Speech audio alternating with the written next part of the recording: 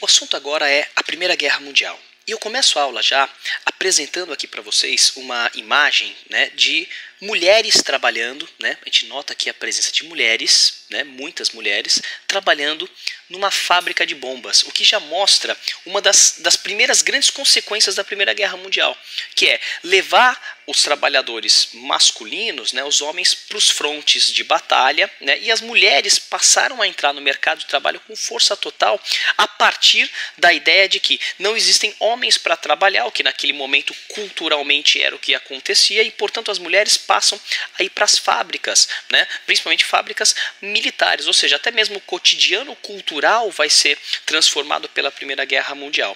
Essa Primeira Guerra Mundial, a ideia aqui agora é a gente entender quais foram as causas principais dessa Primeira Guerra Mundial, mas desde já eu quero que você perceba que ela está diretamente relacionada a questões econômicas, a transformações econômicas, principalmente aquelas referentes à Segunda Revolução Industrial.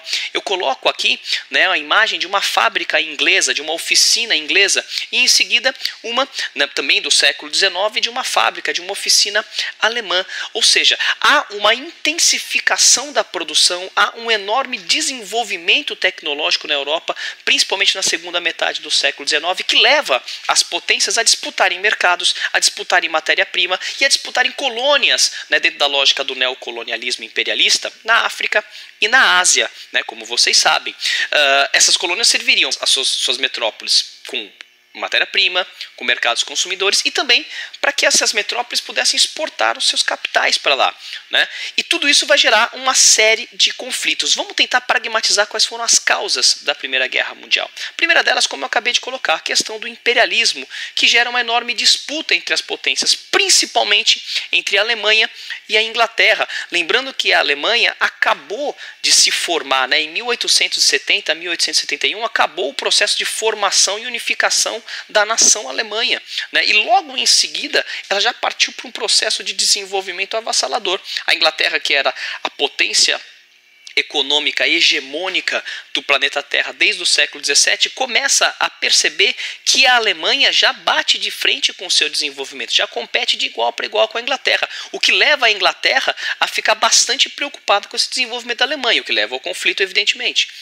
Segundo item, os revanchismo, aqui já nos remete ao conflito que houve entre França e Alemanha. Quando a Alemanha encerrou seu processo de formação, de unificação, ela passou por um conflito chamado a Guerra Franco-Prussiana, vencida pela Alemanha contra a França, e as imposições feitas nos tratados de paz de Frankfurt ali contra os franceses obrigaram os franceses a cederem Alsácia-Lorena, uma região rica em ferro e carvão natural, a pagar severas indenizações para os alemães e também a permitirem que os alemães comemorassem a vitória no Palácio de Versalhes, o que foi entendido pelos franceses como uma grande humilhação, gerando desta maneira um enorme sentimento revanchista por parte dos franceses contra os alemães, o que vai levar também ao conflito da Primeira Guerra Mundial.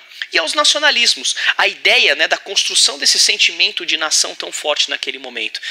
Inclusive, o próprio revanchismo francês faz parte dessa lógica do nacionalismo, mas a gente identifica também ali a região da questão dos Balcãs, na região dos Balcãs, lá no leste europeu, onde naquela região surge uma proposta do chamado pan-eslavismo.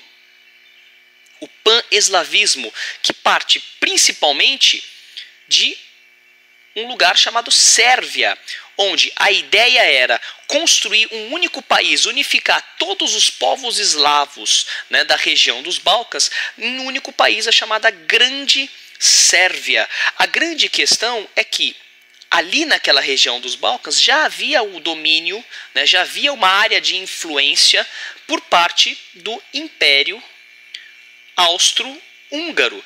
Portanto, a construção desse único país dentro dos moldes nacionalistas pela Sérvia batia de frente com os interesses do Império Austro-Húngaro. E é interessante destacar que a Rússia, o país Rússia, apoiava a Sérvia no pan-eslavismo, querendo inclusive expandir suas possibilidades econômicas para aquela região. Isso evidentemente vai gerar conflito do Império Austro-Húngaro com a Sérvia e do Império Austro-Húngaro com a Rússia. Portanto, a gente já percebe que há uma série de conflitos e dentro desses conflitos surgem as chamadas políticas das alianças. A gente tem aqui, por exemplo, em marrom, né, nós temos a Tríplice Aliança, que tem a Alemanha, que tem o Império Austro-Húngaro e a Itália a princípio, numa política de aliança militar. E em verde nós temos a Tríplice Entente, que envolve a França, o Reino Unido e o Império Russo. Né? Essas alianças que foram construídas na passagem do século XIX para o século XX serão também fundamentais para a gente entender o conflito. Okay? O estopim do conflito está aqui, é o atentado de Sarajevo em 1914, quando o arquiduque, né, Francisco Ferdinando e sua esposa foram assassinados ali na região da Sérvia, ali na região dos Balcãs, né, por um grupo que era a favor do pan-eslavismo e da construção da Grande Sérvia. O assassinato do Francisco Ferdinando vai ser o estopim da Primeira Guerra Mundial. Vamos entender como. Veja bem, nós já temos esses conflitos aqui construídos. A Alemanha contra a Inglaterra, a Alemanha contra a França, a Áustria contra a Rússia, a Áustria contra a Sérvia. Quando um servo na cidade de Sarajevo assassina, mata o Francisco Ferdinando, a Áustria responsabiliza a Sérvia por esse atentado. E nesse contexto, né, a Sérvia, que tinha o apoio da Rússia, não cede às pressões da Áustria para reconhecer o atentado. E no momento que a Sérvia não cede à pressão da Áustria por reconhecer o atentado, até mesmo porque o atentado foi feito de maneira terrorista, e o terrorismo é apátrida, grosso modo, né, a Áustria declara guerra à Sérvia. Imediatamente a isso, a Rússia declara guerra à Áustria. E pela política das alianças, a Alemanha declara guerra à Rússia. E a França declara guerra à Alemanha. A Inglaterra declara guerra à Alemanha. E a Áustria declara guerra à França e à Inglaterra, pela política das alianças. O que é importante que vocês percebam que o atentado de Sarajevo foi o estopim deste conflito, foi o início desse conflito, que já estava sendo montado desde a corrida imperialista do século XIX.